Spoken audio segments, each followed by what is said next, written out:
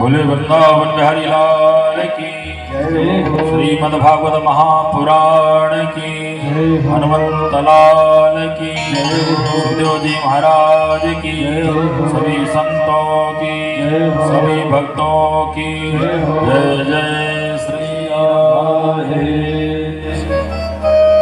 परम मंगलमय भगवत श्लोक श्रीमद्भागवत महापुराण अंतर्गत मान्य श्री सुरेंद्र पाठक जी के यहाँ चल रही श्रीमद्भागवत कथा का आज पंचम दिवस। पूर्व की कथा में आप लोगों ने बड़े भक्ति भावपूर्वक कल नंदोत्सव का आनंद लिया। भगवान का अवतार हुआ।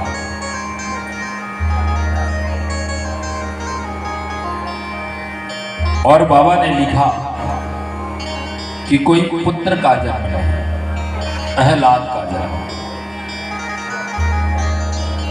नंदस्त्वात्मजमन्नी जातह्लादो महामनः आहूय वेदान विप्रज्ञान् विष्णातः सुचिलरं कृता।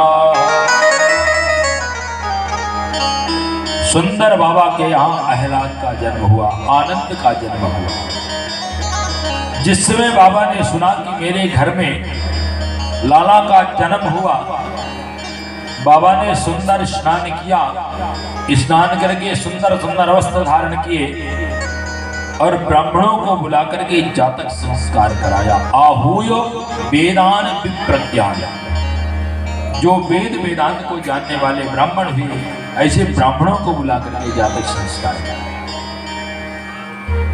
वाचित्वा स्वस्तैनं जातकर्मात्मजं वै कारयामास विधिवतो पितृदेवार्चनं तथा। सुंदर स्वस्ति वाचन का पाठ कराया और जातक संस्कार लाला का कराया। जिसमें ब्राह्मणों ने जातक संस्कार किया तो नंद बाबा से वार्तालाप की। नंद बाबा को बैठाया, बैठाकर कहा, बाबा अब अक्षत लेकर के लाला का ध्यान करो। बाबा को जैसे अक्षत के लिए कहा तो बाबा ने शक्कर लिया और शक्कर लेकर के लाला के ऊपर छोड़ दिया। ब्राह्मणों ने कहा, बाबा अक्षत की बात करो, शक्कर की ना। बाबा ने कहा, हो गए महाराज, अब भूल हो गई, अब ध्यान रखें। जैसे नंद बाबा ने को पुनः कहा, ब्राह्मणों ने बाबा जल से स्नान करा। बाबा ने लिया दूध और लाला के ऊपर डाल दिया। ब्राह्मणों ने कहा, बाबा जल की बात, दूध की बात ना है। अच्छा महाराज, अब ध्यान ध्यान। पुनः बाबा से कहा, बाबा अब दही से स्नान करा। बाबा ने उठाया और लाला के ऊपर घी डाल दिया। ब्राह्मणों ने कहा, बाबा ऐसा लग रहा है जैसे तेरे घर में जब पुत्र का जन्म हुआ ना तो तेरी बुद्धि जो है काम करना बंद कर दी। तू एक काम कर, हम ही को संकल्प दे दे, तेरे लाला का हम जातक संस्कार कर देते हैं और तू जाकर लाला का मुखड़ा दे। बाबा को सुंदर ब्राह्मणों ने संकल्प लेकर के बाबा को मुक्त कर दिया। जाओ। और नंद बाबा गए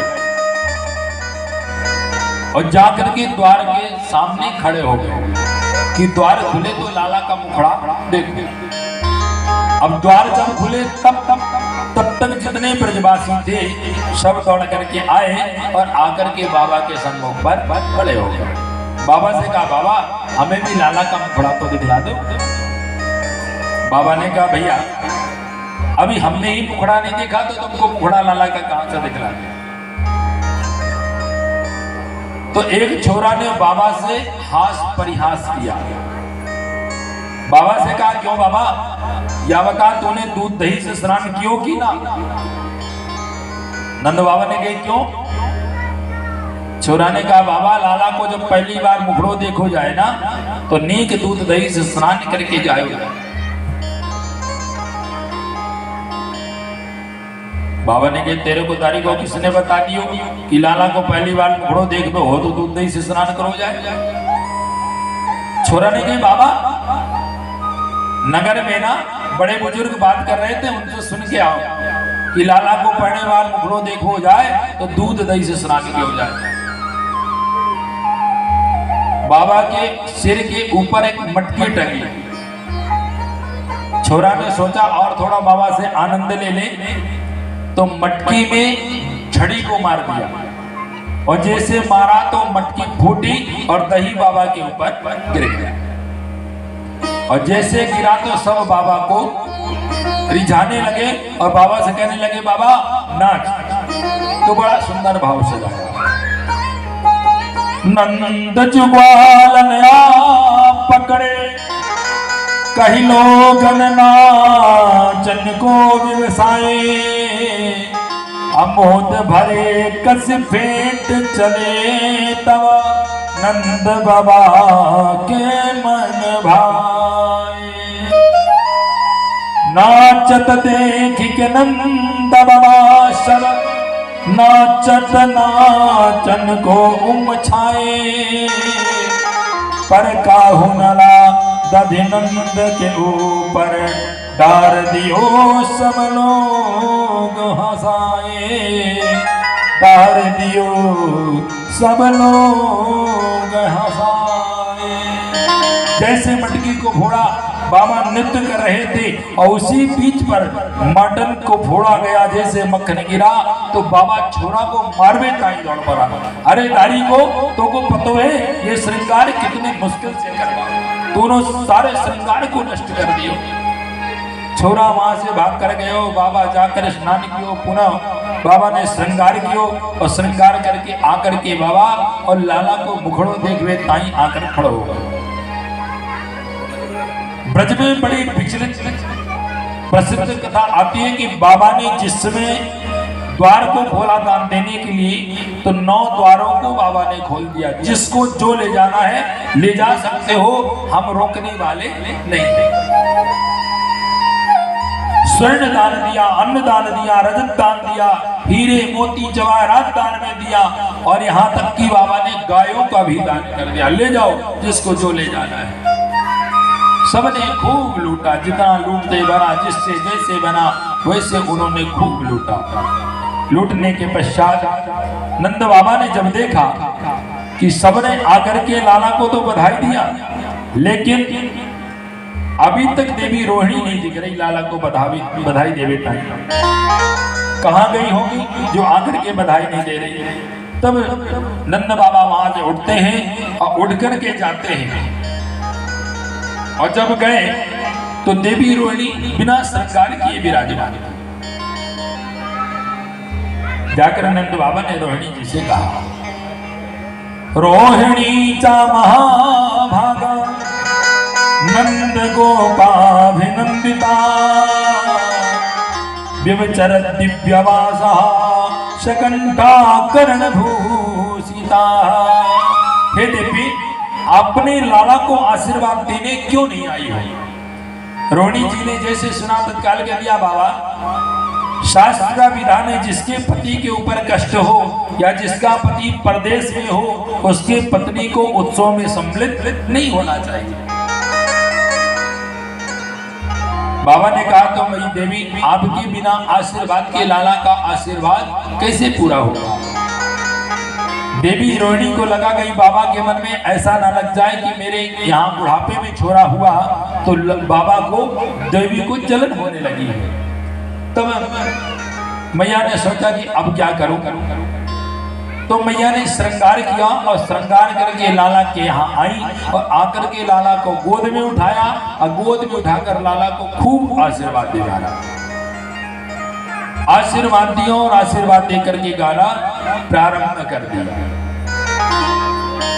और जिस समय गाने लगी ना ऐसी ऐसी बधाई मैया रोहिणी ने गाया कि जिसको देख करके पूरे ब्रजवासी नृत्य करना प्रारंभ कर दिए। आइए 2 लाइन हम आप भी गाते हैं। बोले बाल कृष्ण भगवान की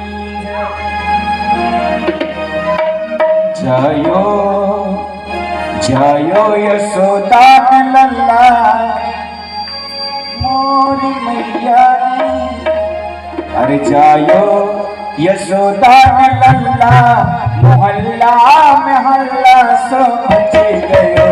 जयो यशोदा लल्ला मोहल्ला में हल्ला सो मच गयो।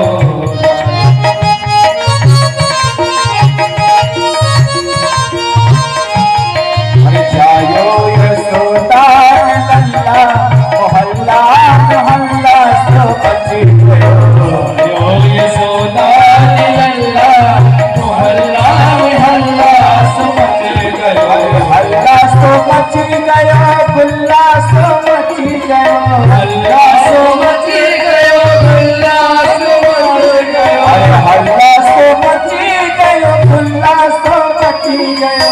हल्ला सो मच गयो, गुल्ला सो मच गयो। जायो हाँ हाँ जायो, अरे जायो यशोदा लल्ला मोहल्ला में हल्ला सो मच गयो। यशोदा लल्ला मोहल्ला में हल्ला सो मच गयो।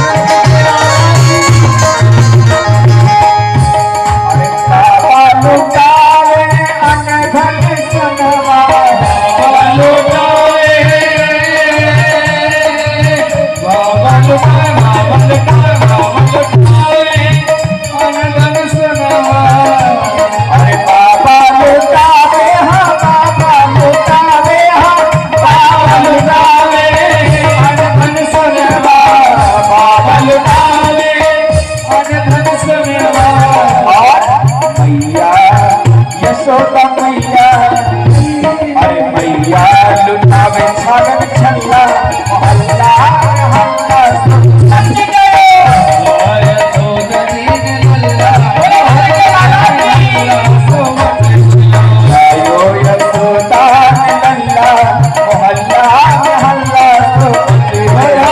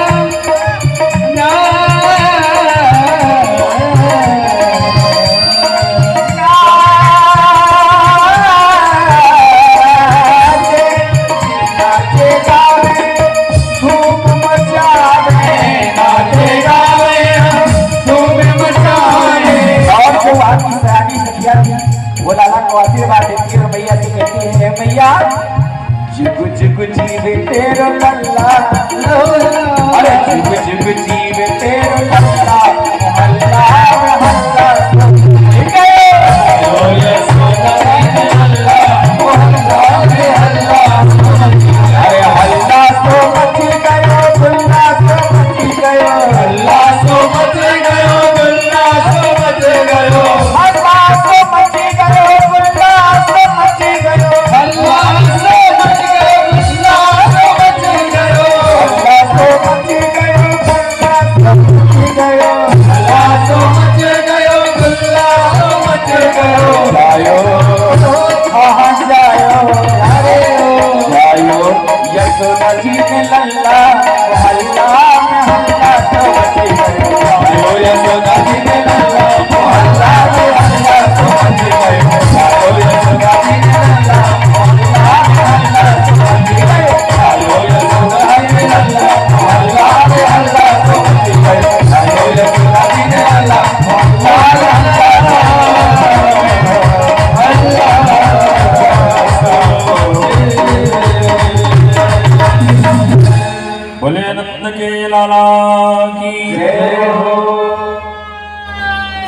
मैया ने आकर बधाई दी और आशीर्वाद चकाचक लाला को।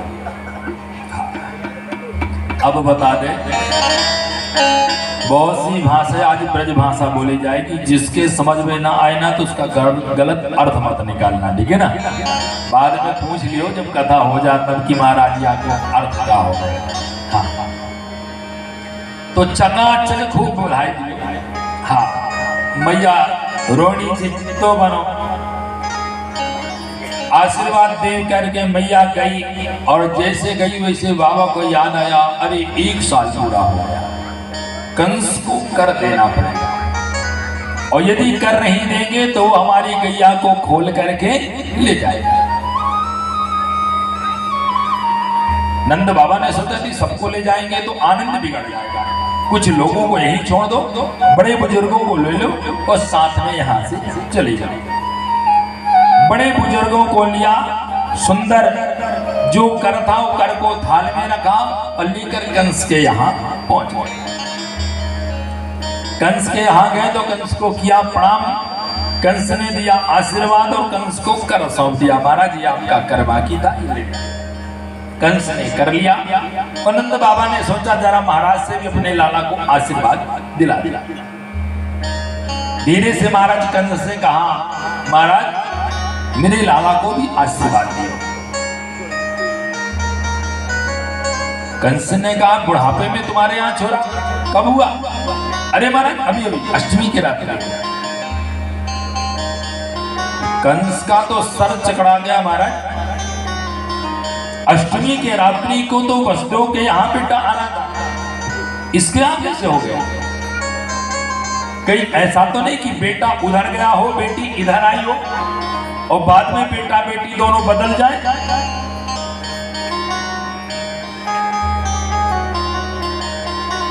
कंस ने कहा इस रहस्य का पता लगाना पड़ेगा। अच्छा आशीर्वाद है, भगवान आपके लाला को अच्छा रखे। ये बताओ वसुदेव से भेंट किए कि नहीं किए? नंद जी ने कहा नहीं महाराज अभी आया, सीधे आपके दर्शन के लिए आया, अब आपकी अनुमति मिली है तो जाकर दर्शन अवश्य करूंगा। जाओ, मित्र है मिलना चाहिए। कंस ने सोचा जब मित्र मित्र मिलेंगे तो कोई ना कोई बात खुलेगी और हमें पता चल जाएगा ये बालक कौन कौन। सेवकों को कहा कि नंद के पीछे लग जाओ और एक क्षण के लिए भी नंद को अकेले नहीं छोड़ना, यहीं से पता चलने वाला है कि नंद का छोरा कौन है। नंद जी कंस को प्रणाम करके वसुदेव जी के पास चले और वसुदेव जी महाराज बाहरी आंगन पर नंद जी को मिल जाते हैं। जैसे मिले आपस में एक दूसरे को हृदय से लगा लिया और हृदय से लगाने के पश्चात नंद जी ने सोचा कि मैं अपनी प्रसन्नता व्यक्त करूंगा तो ये अपराध होगा, क्योंकि मित्र को कष्ट है।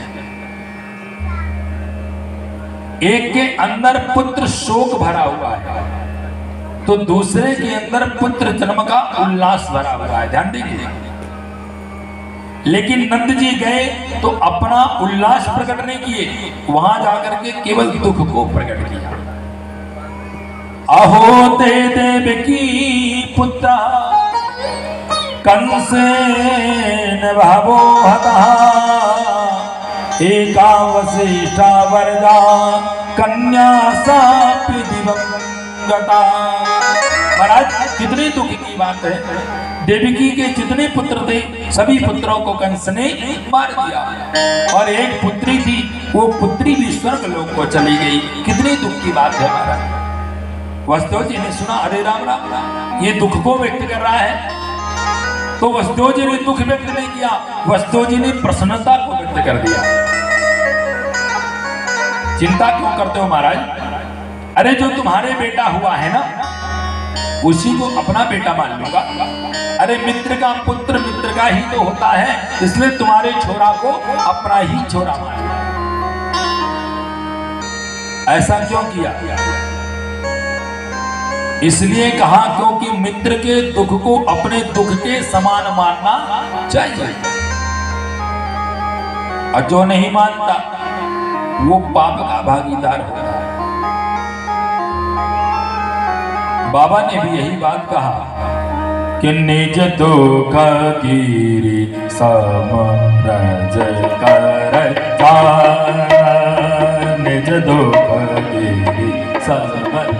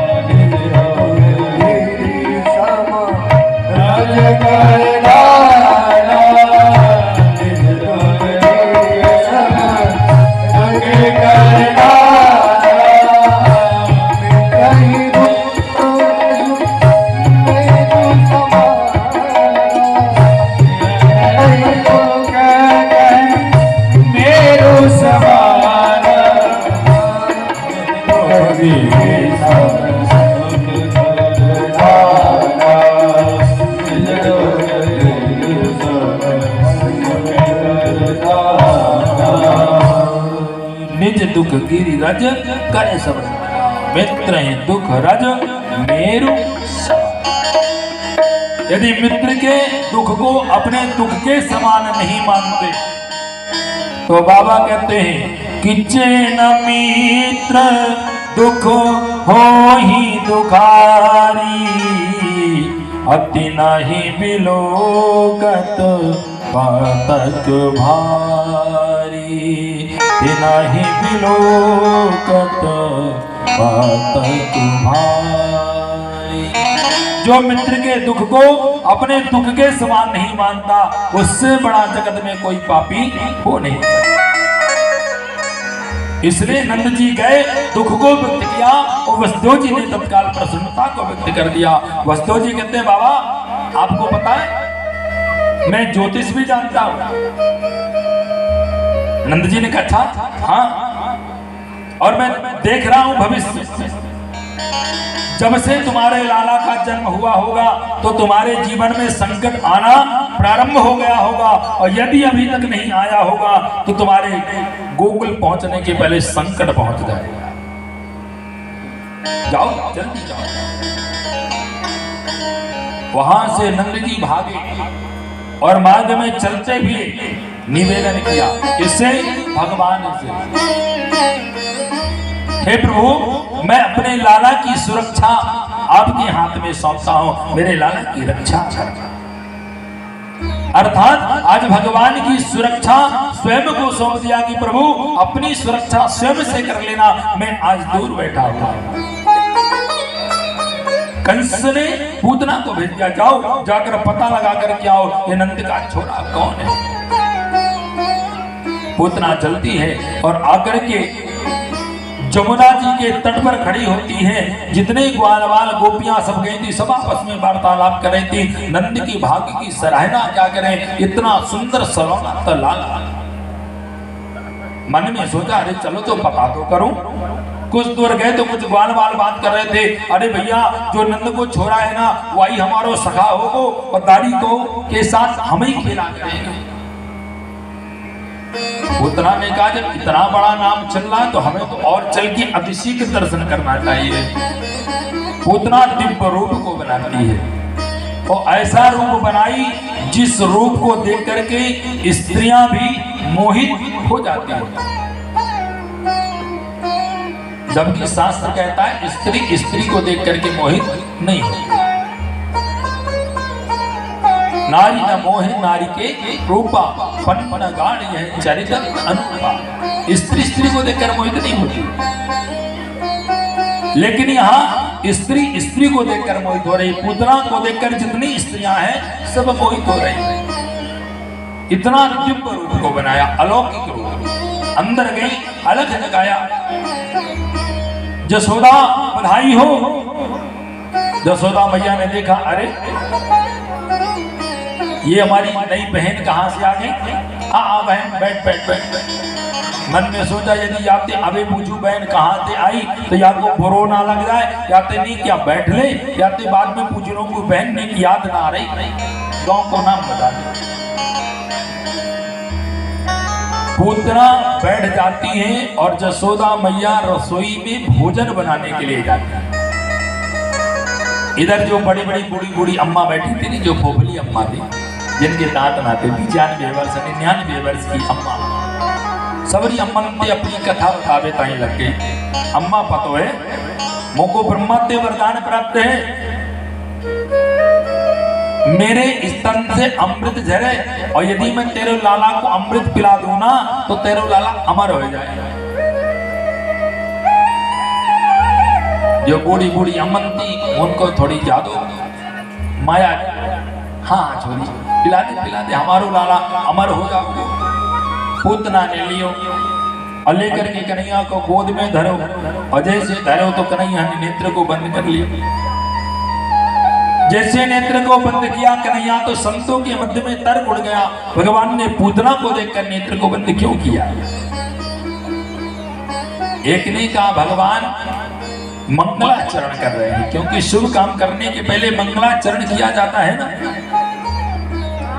एक ने कहा ना मंगलाचरण नहीं करे, भगवान अपने पूर्व जन्म का स्मरण कर रहे हैं कि जब मैं रामा अवतार में आया था तो सबसे पहले मार्वेताई स्त्री ही मिली थी, वे कौन थी? तारका। और जब मैं कृष्णा अवतार में आया तो मार्वेताई स्त्री ही मिली, वो कौन है? पूतना। एक ने कहा भैया यह बात रहा है, भगवान शिव जी का याद कर रहे हैं, प्रभु आप आओ, विष को आप पी लो, दूध को हम पान कर लेंगे। एक ने कहा यह बात नहीं है भैया, भगवान है मायापति, अपूतना है मायापति, तो मायापति की माया मायापति के सामने चल नहीं सकती, इसलिए भगवान ने अपने नेत्रों को बंद कर लिया कि जो आनंद यहाँ चल रहा है वह कहीं बिगड़ ना जाए।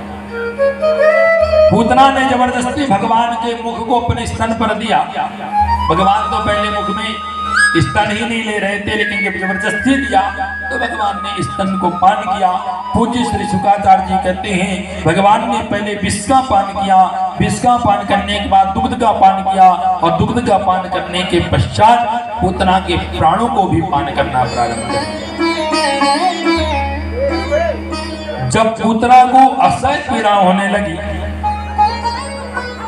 तब पूतना चिल्लाई है, छोड़ दे लाला छोड़ दे।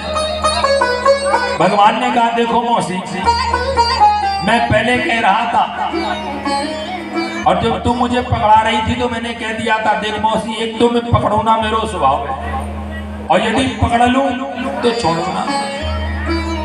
अब जब पकड़ नहीं रहा था तब तो बार बार कह रही थी ले लाला, और जब पकड़ लिया तो कह रही है छोड़ लाला छोड़ लाला। अब मैं छोड़ने वाला नहीं हूं। पूतना को असह्य पीड़ा हुई और भगवान की दृष्टि पूतना से मिली, पूतना की माया समाप्त हुई और पूतना वास्तविक रूप पर आकर के खड़ी हो जाती। जितनों ने देखा सबने कहा रे राम राम, ये कोई गोपी नहीं है, या तो पूतना है, लाला को मारवे ताई आई है। सब चिल्लाने लगी, सबने बचा बचा, देख भैया पूतना आ गई, पूतना आ गई। जितने ग्वाल वाल थे सब जुड़ गए और पूतना माते कन्हैया को लिया और लेकर पूरे गोकुल का भ्रमण किया और गोकुल का भ्रमण करके जैसे मथुरा की ओर मुख को मोड़ा, भगवान ने कहा बस मौसी बात बिगड़ गई, आपके मन में हिंसा आ गई। और पूतना का सर भगवान ने सोचा कैसे करो, तो गर्दन को पकड़ लिया, गले को, और गले को दबा करके पूतना का गोविंदाय नमो नमा कर दिया। पूतना का उद्धार हुआ, पूतना गिरी, ग्वाल वाल दौड़ते हुए गए, बहुत खोजा लेकिन कन्हैया को नहीं पाया। मैया जसोदा ने तो सोचा कि कहीं ऐसा तो नहीं कि लाला पूतना के नीचे ही दबकर मर गया हो, तो मैया तो मूर्छित होकर के गिर पड़ी। लेकिन जो बड़े बड़े बुजुर्गों थे ना, उन्होंने कहा एक काम करो भैया, जरा सीढ़ी लाओ और सीढ़ी लगाकर पूतना के शरीर में ऊपर तो देखो कहीं लाला खेल ना रहा हो। जब सीढ़ी लगा करके ऊपर चढ़े तो भगवान कन्हैया पूतना के वक्षस्थल पर बैठे बैठे खेल रहे थे। ग्वाल वालों ने उतार कर मैया जसोदा को जगाया और जगा करके माँ को देख सौंप दिया, देला मैया तेरा लाला सुरक्षित है। मैया क्या करती, मैया लाला को गाय के पूंछ से झाड़ा देती और झाड़ा देने के पश्चात स्तनपान कराती, और जैसे लाला स्तनपान करने लगते मैया समझ जाती मेरा लाला स्वस्थ है। मथुरा का मार्ग अवरुद्ध हो गया, बंद। सबने कहा क्या करें, अब मथुरा जाने के लिए तो मार्ग ही नहीं है, इतना बड़ा इसका शरीर पड़ा है। बड़े बुजुर्गों ने कहा एक काम करो, कुल्हाड़ी लेकर आओ और इसके शरीर को खंड खंड करो, एक जगह सब इसके शरीर को डाल दो, और जो वृक्ष टूट गए हैं उन वृक्षों को इसके ऊपर डाल करके आग लगा दो। जैसे जैसे ग्वाल वालों ने कहा बुजुर्गों ने, वैसे ग्वाल वालों ने किया, और उसके धड़ को अलग अलग खंड पर काट के और एक जगह एकत्रित करके वृक्ष को रख के आग लगाया, और जैसे आग लाए तो उससे चंदन की सुगंध बहना प्रारंभ हो गई। नंद बाबा जब लौट करके आए, देखा अरे राम राम, लगता है क्या ग्वाल वालों ने चंदन के वृक्ष पर आग लगा दिया, जो चंदन की सुगंध आ रही है। और जैसे पास में आए, और जब पास में आकर के देखा ना महाराज, तो ग्वाल वालों ने कहा बाबा पूतना आई थी, पूतना, और लाला को लेकर जा रही थी, उसके पैर पत्थर से टकराए और उस गिरी, उसके प्राण निकल गए। और जैसे उसके प्राण निकले बाबा, वही को अग्नि संस्कार हमने कर दिया। बाबा ने कहा ठीक क्यों, लाला सुरक्षित है कि नहीं? सबने कहा लाला तो सुरक्षित है। पूज्य श्री शुकाचार्य जी से राजा परीक्षित जी पूछने सरकार, मथुरा का मार्ग अवरुद्ध होगा, पूतना का शरीर कितना था? तब शुकाचार्य जी कहते हैं 6 कोस का शरीर पूतना का था, अर्थात 18 किलोमीटर का पूतना का शरीर। और उस शरीर भयानक होने के कारण मार्ग अवरुद्ध हुआ, और पूतना का जहां जहां अंग गिरा था वहां वहां उसका नाम पड़ गया। हाथ गिरा तो हाथरस हो गया, स्तन आगरा में आया तो उसका नाम आगरा पड़ गया।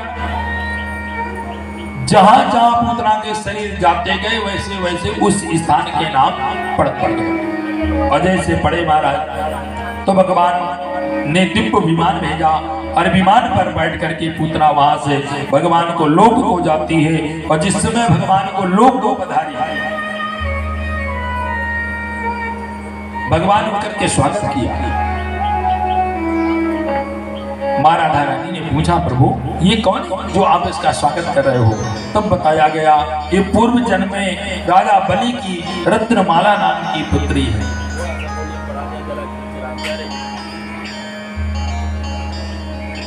जिसमें संकेत दिया रत्नमाला नाम की पुत्री, क्योंकि भगवान उस समय वामन के रूप पर जब गए थे ना, तो देख करके मोहित हो गए थे, और मन में विचार किया कि ऐसा मेरा बेटा होता तो मैं उसको सुंदर स्तनपान कराता। और जैसे भगवान ने राजा बलि का सर्वस्व हरण कर लिया, तब इसके मन में आए कि ऐसा मेरा बेटा होता ना तो अपने स्तन पर कालकोट विष को लगा करके उसको पान करा देती, मर जाता पर पता भी नहीं चलता।